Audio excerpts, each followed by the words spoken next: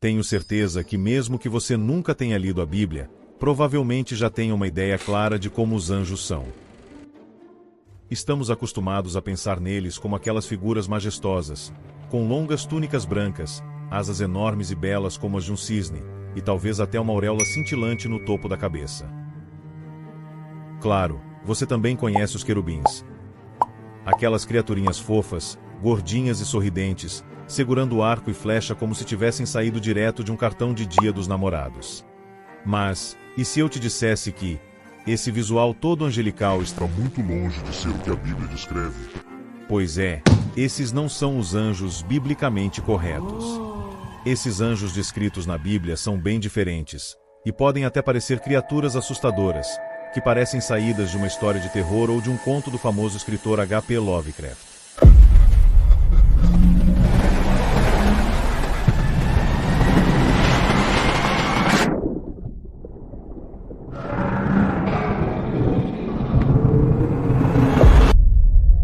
Então, o que são essas entidades realmente? E por que elas têm uma aparência tão peculiar? E como acabamos criando uma imagem tão diferente, talvez errada, sobre os anjos? Para entender melhor, precisamos voltar no tempo. Vamos agora viajar direto ao Antigo Testamento, que também é chamada de Tanakh na tradição judaica. Esses textos foram escritos na região que hoje conhecemos como Israel e Palestina, entre os séculos VI e III a.C., mas muitos estudiosos acreditam que as histórias contadas na Bíblia sejam ainda mais antigas, transmitidas por gerações antes de serem registradas. O termo anjo vem do grego angelos, derivado do hebraico malash, que significa algo como mensageiro. Esses mensageiros aparecem em vários momentos na Bíblia, trazendo as mensagens divinas para a terra e, às vezes, agindo diretamente em nome de Deus. Podemos encontrar anjos em algumas das passagens mais conhecidas da Bíblia. Lembra-se do anjo da morte, que tirou a vida dos primogênitos do Egito quando Deus libertou seu povo das mãos dos egípcios? Ou então do anjo que trouxe morte a 70.000 israelitas, ou daquele que eliminou, sozinho, 185.000 soldados assírios em uma única noite. Esses anjos, descritos na Bíblia, muitas vezes têm asas e podem até se parecer com seres humanos comuns, pelo menos à primeira vista. Em textos bíblicos mais tardios, como o livro de Daniel, alguns anjos recebem até nomes próprios: Gabriel, Rafael e Miguel, que ficaram muito conhecidos na cultura popular. Embora isso pareça familiar, esses ainda não são aquelas criaturas de aparência bizarra e até amedrontadora que você provavelmente já viu em representações biblicamente corretas. Isso porque os anjos conhecidos como Malash são apenas uma classe de seres celestiais. Na Bíblia, existe uma hierarquia dessas entidades. Dependendo da tradição ou do ponto de vista, esses anjos de aparência humana estão longe do topo. Na Idade Média, o estudioso judeu Maimônides organizou uma hierarquia angelical. Nessa estrutura, os anjos humanos, ou Malash, ocupam uma posição bem modesta.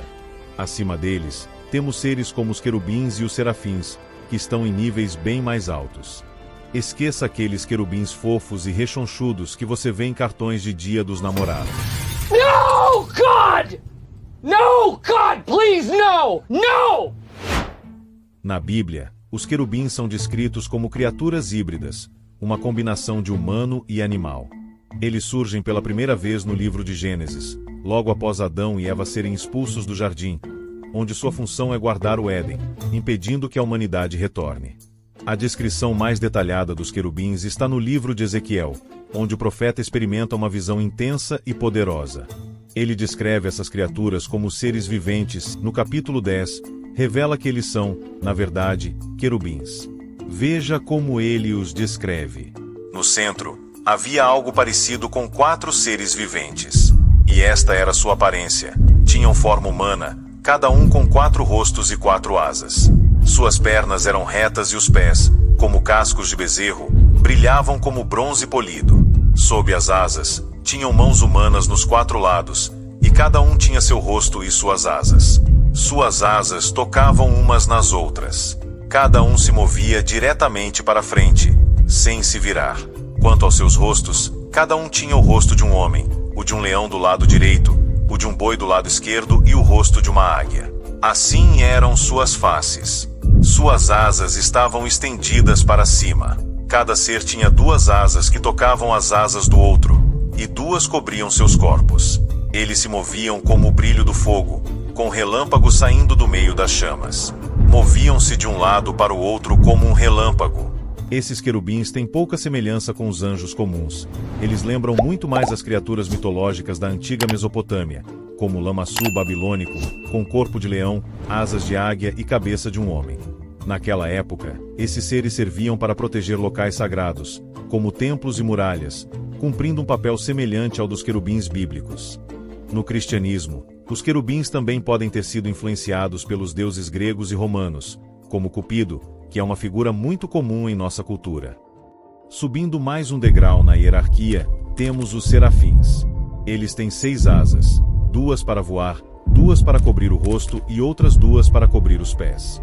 São descritos no livro de Isaías da seguinte forma: acima dele estavam os serafins, cada um tinha 6 asas, com 2 cobriam o rosto, com 2 cobriam os pés e com 2 voavam. E clamavam uns aos outros: Santo, Santo, Santo é o Senhor dos Exércitos. Toda a terra está cheia da sua glória.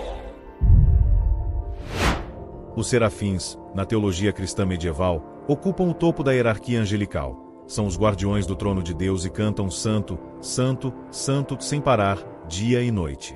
A palavra serafim vem de seraf, que significa queimar, então serafins pode ser traduzido como os ardentes. Essa associação remete ao termo hebraico saraf, uma palavra para a cobra venenosa do deserto. Na antiga cultura egípcia, a imagem de uma cobra flamejante, chamada Uraeus, era usada como símbolo de poder e proteção pelos faraós. Talvez seja daí que venha a representação dos serafins com asas, misturando as imagens de cobra e fogo. Por fim, temos as criaturas mais estranhas da Bíblia: os ofanins, ou simplesmente as rodas. Eles são descritos como um conjunto de rodas entrelaçadas, cheias de olhos ao redor, flutuando no céu. Na visão de Ezequiel, essas rodas aparecem ao lado dos querubins, como se fossem suas companheiras. Quando olhei para as criaturas viventes, vi uma roda ao lado delas. Quanto à aparência das rodas e sua construção, pareciam o brilho do berilo, e tinham uma forma como se fossem uma roda dentro de outra. Quando se moviam, podiam ir em qualquer direção sem se virar. Suas bordas eram altas e imponentes, e ao redor de cada roda havia olhos. Onde as criaturas viventes iam, as rodas iam junto, pois o espírito das criaturas estava nas rodas. Essas rodas, ou ofanins, são descritas como portadoras do trono de Deus, tornando-as uma das entidades mais sagradas e, sem dúvida, uma das mais bizarras da Bíblia. A origem dessas criaturas é um mistério até hoje. Alguns teóricos da conspiração acreditam que Ezequiel estava descrevendo OVNIs, devido ao formato e movimento das rodas, enquanto outros estudiosos mais tradicionais veem essa descrição como uma metáfora do mistério de Deus ou uma representação simbólica do poder divino. Mas a verdade é que ninguém sabe ao certo, e essas rodas nunca mais aparecem em nenhuma outra parte da Bíblia. Diante de todas essas figuras, fica claro que talvez o termo anjo seja até inadequado para algumas dessas entidades. Talvez seres celestiais seja uma descrição mais precisa. Seja o que for, a visão bíblica do céu não é habitada apenas por anjos belos e humanos com asas. Você consegue se imaginar vivendo ao lado dessas grandes criaturas quando o Apocalipse finalmente terminar? Se você quiser saber mais sobre os sinais do Apocalipse, está aparecendo aqui na tela uma sugestão de vídeo para você. Gostou desse mergulho nas origens dos anjos? Se sim, não esqueça de deixar o seu like, comentar o que achou e, claro, se inscrever no canal Mistérios da Fé para ter acesso a mais conteúdos como este. Até a próxima, e que Deus abençoe a sua jornada.